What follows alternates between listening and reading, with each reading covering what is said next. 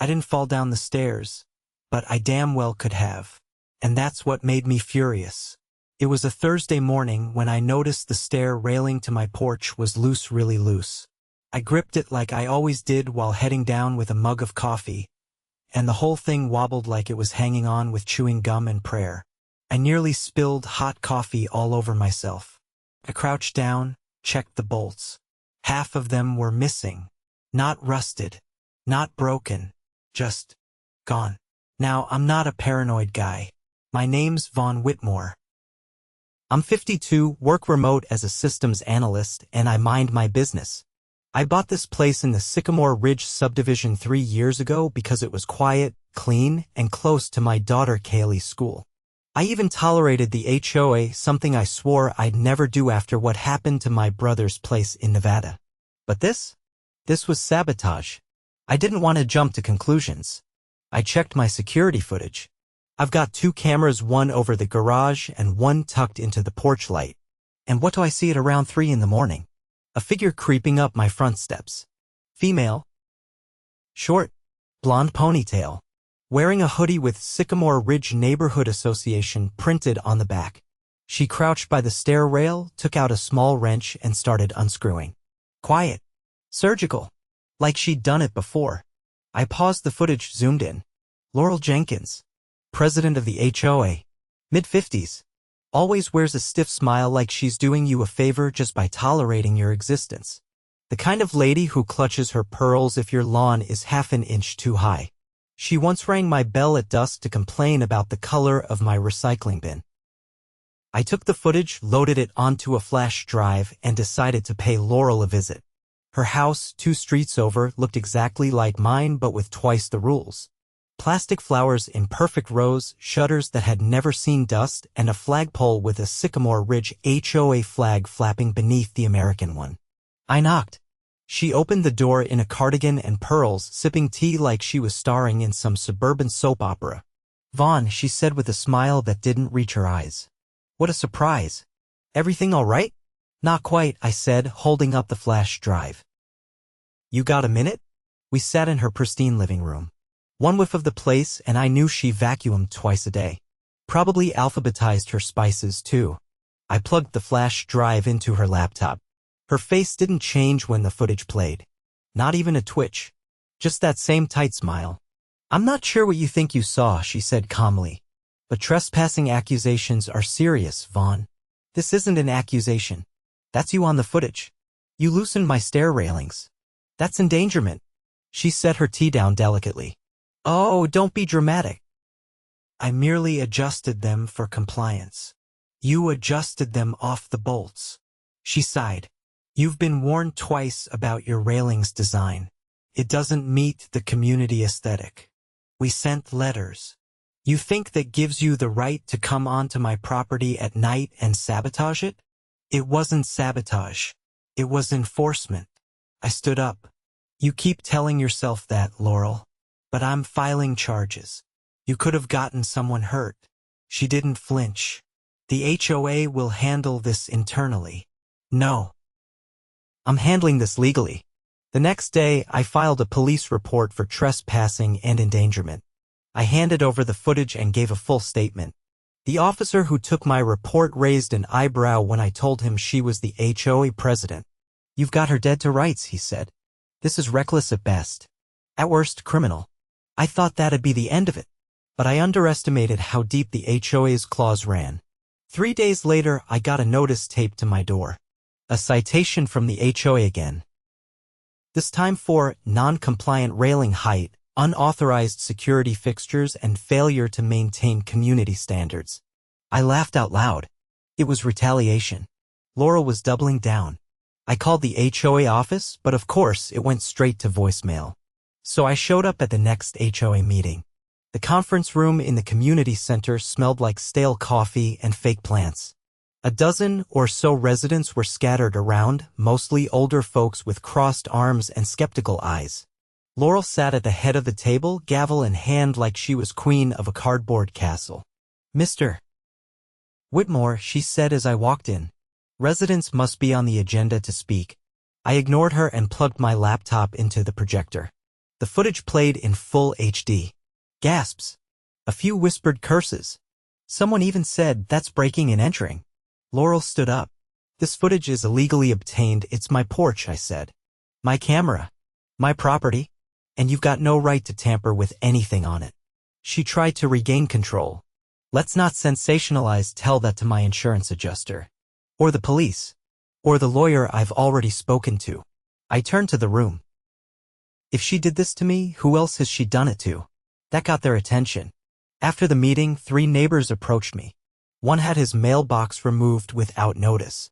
Another had her garden dug up by HOA landscapers claiming weed control. The third? She had a fence taken down because it blocked sight lines. All without permission. All in the dead of night. We met at my place that weekend. I printed out HOA bylaws, county codes, and property rights. We gathered pictures, timelines, emails. I created a binder so thick it could double as a doorstop.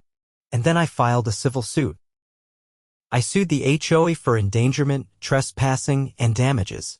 Not just against Laurel, but the entire board for failure to supervise and allowing rogue enforcement actions. Within a week, the HOA's attorney tried to offer a settlement. A small payout in exchange for dropping the suit and signing a non-disclosure agreement. I told them where they could shove it. This wasn't about money anymore. It was about making sure someone like Laurel Jenkins never got to wield power like that again. Because next time, someone might actually fall. The morning after the HOA meeting, I woke up to find my mailbox door hanging open, the latch clearly bent. Inside, my mail was soaked. Someone had dumped a bottle of water into it.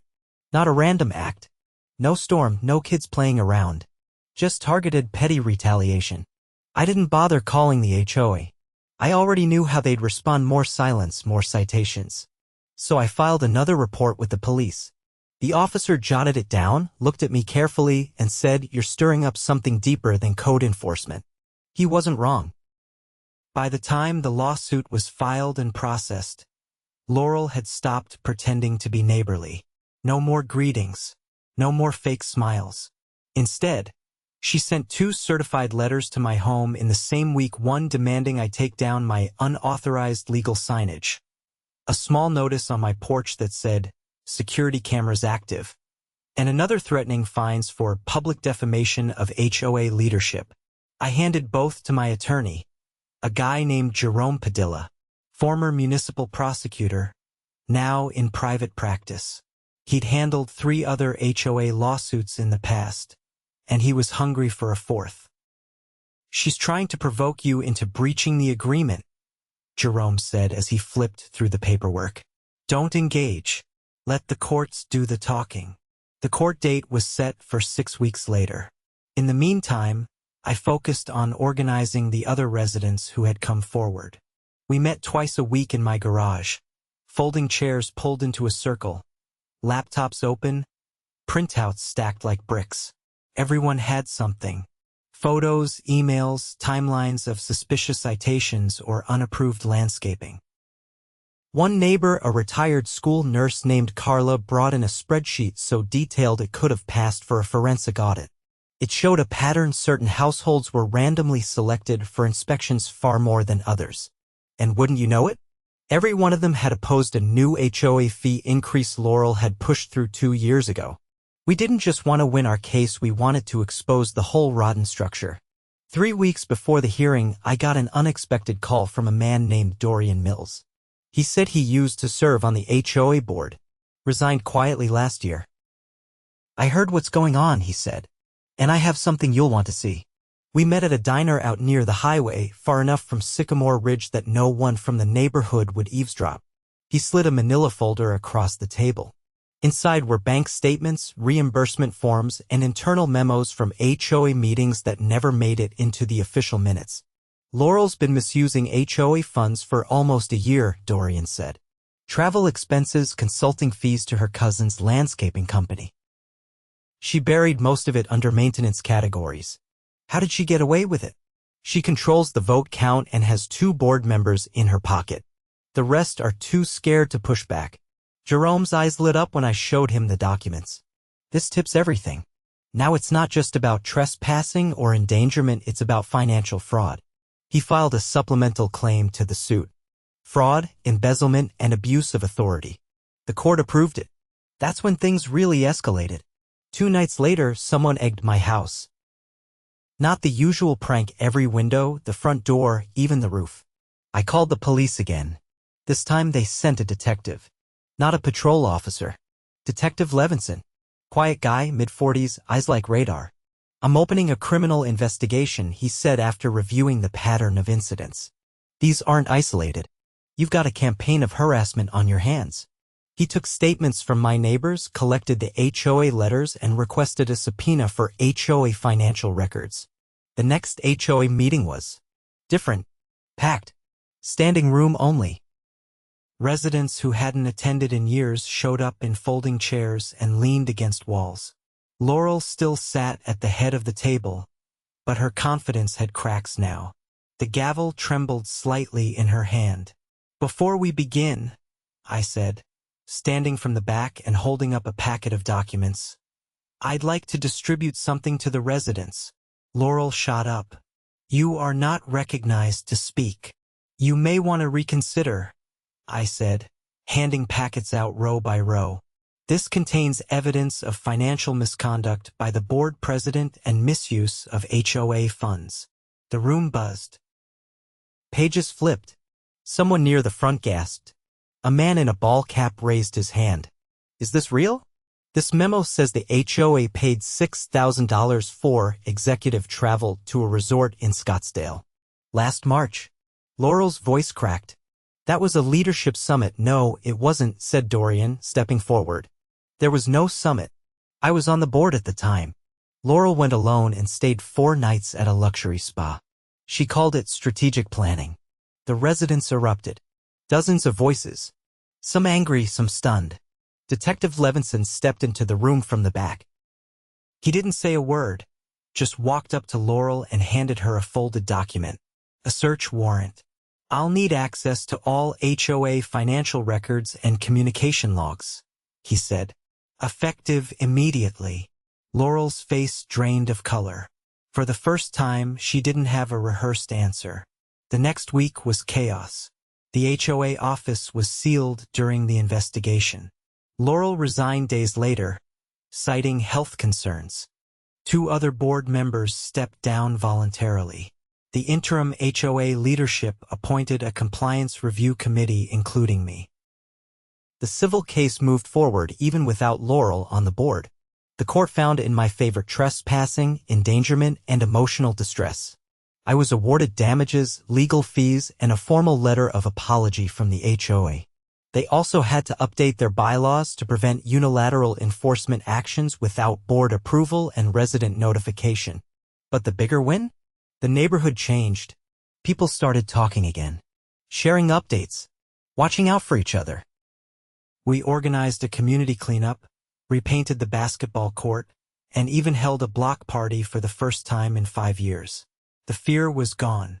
HOAs are supposed to protect communities, not rule them like little fiefdoms. Laurel forgot that. She thought she could twist the rules to suit her ego, silence anyone who challenged her, and hide behind fine print. But people don't stay silent forever. Not when the truth is on their side. And now, my porch railing is reinforced with steel. Not just for safety, but as a reminder. You mess with the wrong set of steps and you'll fall flat on your face. The fallout didn't end with Laurel's resignation or the civil case ruling. If anything, it deepened. Like a crack in the wall you think you've patched, only to find the foundation's been rotting for years. Detective Levinson's investigation continued quietly at first. Most people thought it was over once Laurel stepped down. But the detective stopped by my place about 2 weeks after the courtroom win, this time not in his usual pressed blazer but plainclothes hoodie, jeans, and a notepad in hand. "You free for a bit?" he asked from my porch, glancing up at the reinforced railing like it meant something. I stepped aside to let him in. "You've got something, don't you?" He nodded once and sat at my kitchen table. We subpoenaed the HOA's archived communications. Emails, messages, even some handwritten meeting notes from the past 3 years. "You were right to pursue this, Vaughn. It's bigger than just your porch." I leaned forward. "How much bigger?" He tapped the notepad. We found something troubling. There's an email chain between Laurel and a man named Brent Ainsley. Ever heard of him? Name doesn't ring a bell. Used to own a construction company in town. His license was revoked last year for cutting corners, unpermitted work, improper drainage systems, that sort of thing. He also happens to be Laurel's nephew. I waited. There was more. I could tell. Levinson flipped to a page and read aloud. I need your crew to adjust the stair anchors at 417 Sycamore Drive. Keep it subtle. Don't damage anything permanent. Just enough to flag a hazard. Signed by Laurel. Dated 3 days before your incident. My stomach went still. She didn't even do it herself? She supervised, Levinson said. But she outsourced the job to a blacklisted contractor. That makes it a conspiracy. And it wasn't just your stairs. We found similar directives for 5 other homes. 2 with elderly residents. I stood up, pacing. That's attempted harm. That's not just endangerment anymore. It's being escalated, he said. The district attorney's office has opened a criminal case. Charges are being prepared not just for Laurel, but for Brent Ainsley and any board member who knowingly signed off on reimbursements connected to him. I looked out the kitchen window. My neighbor, Carla, was watering her roses. I wondered if she had ever been targeted too. If those random inspections were more than just harassment. Will you need me to testify again? I asked. More than that, Levinson said, standing. We may need you to help us map the pattern. You've got records the HOA never kept. You've been the most consistent witness. And frankly, you've already done half the legwork. I agreed. Not because I wanted to stay in the middle of it, but because I couldn't look away now. Not with what I knew. The next few weeks were a blur of interviews, paperwork, and strategy sessions with the district attorney's office. They assigned a prosecutor named Dahlia Chun. Sharp as a blade and just as unrelenting. She brought in a forensic accountant to examine the HOA's expense records in detail. What he found made even Levinson swear under his breath. There were payments marked as community improvement that had nothing to do with maintenance, spa retreats, luxury dinners, and even a pair of plane tickets to a real estate convention in Miami that no one actually attended. More disturbing was the pattern of targeted repairs. Several homes belonging to residents who had voted against HOA fee hikes had been flagged for safety violations. In every case, a contractor linked to Brent Ainsley had done the work. The stair railings are just the tip of it, Chin told me one afternoon in the DA's office. This was systemic. They created hazards, then billed the HOA to repair them. They were manufacturing work, Vaughn. Your case cracked it all open. I stared down at the file on her desk. Pages of invoices with the same signature. And Laurel approved every one? She signed off on 73% of the repairs directly. The rest went through a proxy, her vice president, Ronald Greeley. He's under investigation too. The grand jury convened that month. I was called in to testify, along with Carla, Dorian, and the other residents who had come forward. Each of us recounted our experiences not just with the sabotage, but with the fear. The way complaints were dismissed, how fines piled up for imaginary infractions, how questioning the board led to eerie consequences. The indictment came down in early October. Laurel Jenkins was charged with conspiracy to commit fraud, criminal endangerment, and misuse of community funds. Brent Ainsley faced charges for unlicensed contracting, fraud, and reckless endangerment. Ronald Greeley and one other board member were named as co-conspirators. The news broke fast. Local outlets ran the story with headlines like HOA Horror Show and Neighborhood Watchdog or White Collar Criminal. The Sycamore Ridge sign at the neighborhood entrance was vandalized within days. Someone spray painted over the embossed letters, changing it to read, Sycamore rigged. The interim board scrambled to calm things down. But the real change didn't come from them. Came from the residents. We held a community forum on a Saturday afternoon. Folding chairs set up on the basketball court. No podium, no gavel. Just people talking. Dorian moderated. I helped organize the order of speakers. Carla passed out copies of the proposed bylaw amendments. We voted to install term limits for all board members, mandatory third-party audits, and open access to financial reports. No more shadow committees. No more closed-door decisions. A man named Felix Ortega, a retired firefighter, was elected HOA president by a near-unanimous vote. He didn't campaign. He didn't make promises. He just showed up and listened. And that was enough. I took a step back after that. Declined when they asked me to run for secretary. I'd had enough of bylaws and hearings. But I kept one small role: compliance oversight. Just a volunteer position. No power, no vote. But I got to review inspection protocols and flag anything that didn't smell right. Felix called me a few weeks later. "We're thinking about adding a community garden," he said. "Something people can work on together. You interested?" I hesitated, then said yes. Not because I liked gardening, but because it was the first time in years that the neighborhood felt like a neighborhood again. The criminal cases moved forward. Laurel's trial was scheduled for the spring. She tried to delay it twice, citing stress and declining health, but the judge didn't budge. The evidence was overwhelming. Multiple witnesses, dozens of financial records, and video proof of her orchestrating a crime. I didn't attend the trial. I didn't need to. I'd already seen what mattered: the shift in the community, the people who started calling each other by name instead of house number, the kids riding their bikes without fear of being fined for sidewalk obstruction. Justice wasn't just served in the courtroom. It was in the little things, like the way a neighbor left a thank you card on my porch one morning, or how Carla brought over a tray of lemon bars after the final vote passed.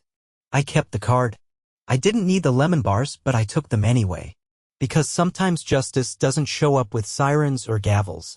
Sometimes it looks like a fixed railing, a quiet street, and a neighborhood that finally decided it had had enough. And that was more than enough for me. The courtroom was quieter than I expected the day Laurel Jenkins was sentenced. No press this time, just a few rows of wooden benches, a bailiff leaning against the far wall, and the low hum of fluorescent lights overhead. I sat in the back. Not because I wanted to hide, but because I didn't need to be front and center anymore. That part was done. The spotlight now belonged to the justice system. Laurel's lawyer stood tense beside her, flipping through papers he already knew by heart. She wore a gray suit that looked borrowed, creased at the cuffs. Her hair pulled back in a way that made her look smaller than I remembered. Not frail, just ordinary. Like someone who finally realized the game was over. Judge Holbrook didn't waste time. He read the charges aloud calmly. Conspiracy to commit fraud, criminal endangerment, reckless misuse of community funds, and obstruction of justice through falsified HOA records. Every count was backed with evidence. The audit, the emails, testimonies from residents, and the kicker: her recorded phone call with Brent Ainsley, which the DA's office had obtained through a court order. In the call, she had instructed Brent to make it look like wear and tear when referring to adjustments on various homes. Her tone was casual, like she was asking someone to trim hedges, not tamper with safety features. When the judge asked if she had anything to say, she stood and stared ahead. "I never intended to hurt anyone," she said flatly. "I was trying to maintain order. No apology. No remorse. Just a hollow justification." The sentence: 7 years in state prison with eligibility for parole after 4. Brent got 5, and Ronald Greeley was sentenced to 18 months for falsifying financial statements and knowingly enabling the scheme. The judge banned all three from holding any future position within any homeowners association in the state.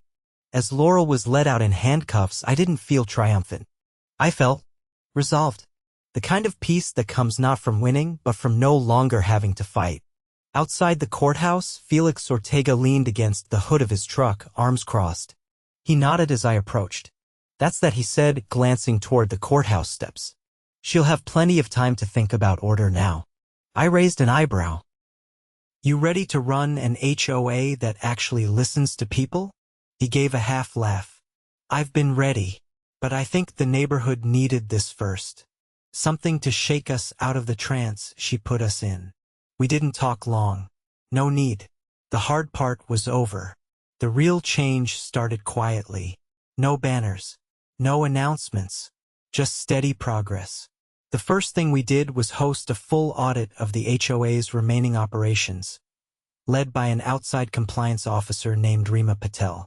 She was sharp, detail-obsessed, and had no stake in the community. That was the point. She uncovered a dozen more discrepancies, nothing criminal, just sloppy. Duplicate payments, expired contracts still being billed, and a few maintenance vendors who hadn't shown up in months but were still collecting checks. Rima's report became the blueprint for reform. We restructured every committee, created a transparent voting process for expenditures, and installed a digital ledger that every homeowner could access. No more secret meetings. No more surprise notices. Carla, who had practically become the community archivist during the lawsuit, volunteered to draft a new homeowner guide, one that explained rights and responsibilities clearly without burying the rules in legalese. She included a section about how to challenge violations respectfully and what to do if retaliation was suspected. Residents actually read it. That alone felt like a miracle. Then came the Community Restoration Fund. At the sentencing hearing, the judge ordered the HOA to allocate a restitution pool, money recovered from seized assets and clawbacks of fraudulent payments. It wasn't much, but it allowed us to reimburse residents who had paid bogus citations or spent out-of-pocket fixing damages caused by Brent's crew. For some, it covered a few $100. For others, it meant finally repainting a fence or replacing a mailbox that had been ripped out without cause. The shift wasn't just procedural. It was cultural. People started lingering on walks, talking over fences, inviting each other to backyard cookouts. The sense of suspicion that had hovered over Sycamore Ridge like an invisible fog finally lifted. One Saturday, I found myself standing at the edge of a new project, the community garden. It had taken a while to get the permits, longer still to clear the overgrown lot behind the clubhouse, but it was finally happening. Raised beds were being assembled, soil delivered in wheelbarrows, and a handful of kids were painting signs for the herb section.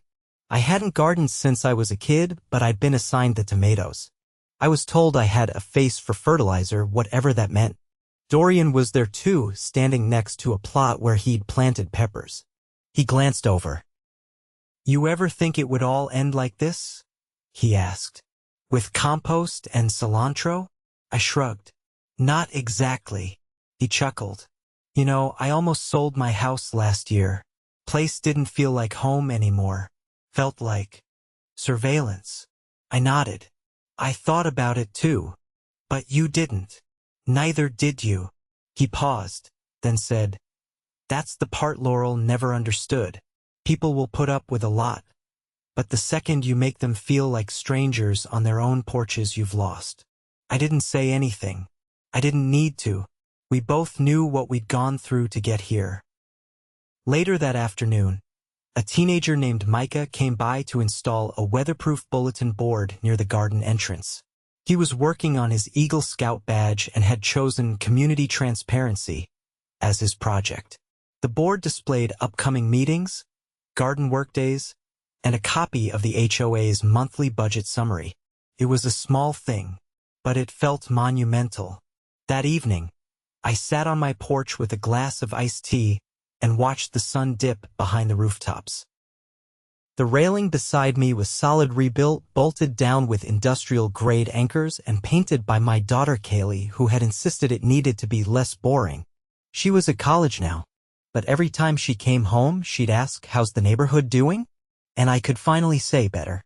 We still had disagreements. Still had the occasional overgrown lawn or barking dog dispute.